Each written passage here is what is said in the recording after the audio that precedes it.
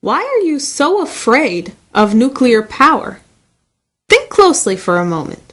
Is it because it's truly horrid, dangerous, evil? Or are you just capitulating to popular opinion? We have nearly 7 billion people on this planet today, most of whom have a standard of living not even worthy of the lowliest of beasts. What would it take to uplift the over 2 billion or so people who are on the verge of starvation to a decent living standard? What would it take to give them a universal healthcare system, a network of public education facilities, an integrated high-speed rail system, water management, and irrigation channels for increased agriculture? What would it take to give them the power to be truly human? Well, it's going to take power, and lots of it. And I'm not talking about filling the oceans with windmills and the deserts with solar reactors. I'm talking about nuclear power as the only source of energy which has the power to get this society out of a dark age. Now, in light of this, think again. Why are you so afraid of nuclear power? Well, it's because you don't know anything. The proponents of a nuclear-free world are not the humanitarian savers of society, defending you from the harmful effects of nuclear radiation and waste. Rather, they consist of an oligarchical grouping whose intention is to eliminate over 5 billion people on this planet today, whether they are witting of that intention or not.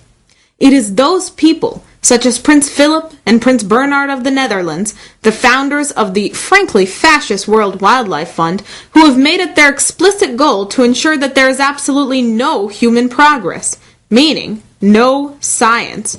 It is these and others like them who hold sway over the popular opinion of the day, especially in regards to environmentalism, which is in reality nothing more than a return to a practice of mass slavery by society at large, dressed up in the fantastical garb of green ideology. Let's take a look at what today's environmentalists idiotically call nuclear waste. First off, let's free ourselves from the false term waste, developed by religious fanatics, and use the more appropriate term, recyclable uranium or other radioactive material. What happens after enriched uranium cycles through a nuclear reactor, you might ask?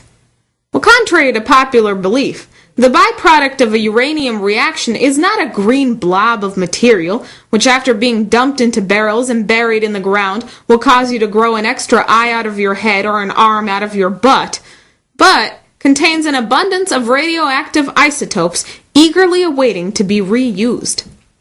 Spent uranium contains up to 96% and sometimes even more unused but useful elements in it, with thousands of metric tons of fissile uranium-235 and plutonium-239.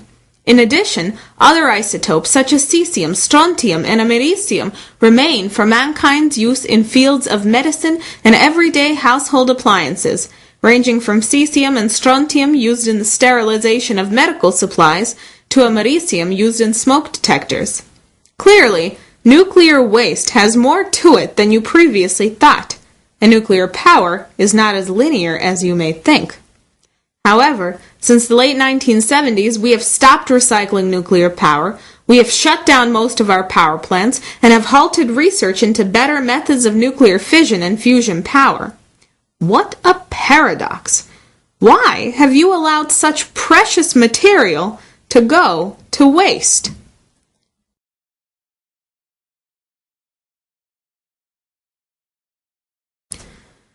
With the assassination of profound humanitarian leaders during the 1960s, leaders such as Kennedy and Martin Luther King, who attempted to revive the real American dream, to develop society at large and uplift the morally beaten and poor population of the United States, the already degenerating and morally weakened U.S. society became afraid.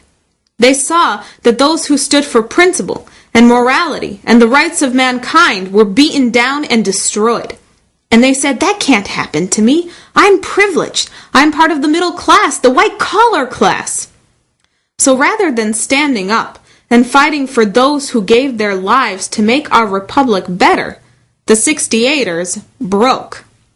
The dominant culture became smoking weed, tripping on acid, snorting cocaine, and having sex with everything that walks, talks, and barks all at once.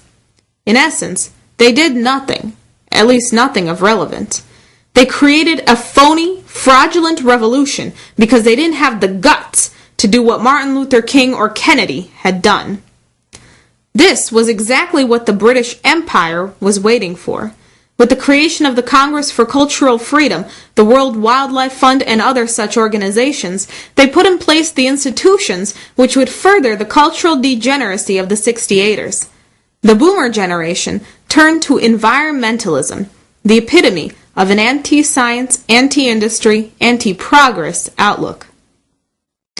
Any sentiment of anti-nuclear today comes from this historical context. It comes from the unnatural fear which gripped the baby boomers in the wake of 1968. Today, with the baby boomer generation in positions of leadership in the Congress and other institutions, environmentalism has become the dominant characteristic of our culture. It has no grounding in reality. It began as a capitulation to popular opinion and an impotence to fight for what is truly human, the development of this society and this culture. So think back to those 7 billion people still alive on this planet, and think of those 2 billion who are fighting for their very survival. What is needed to develop them? Still afraid of nuclear power?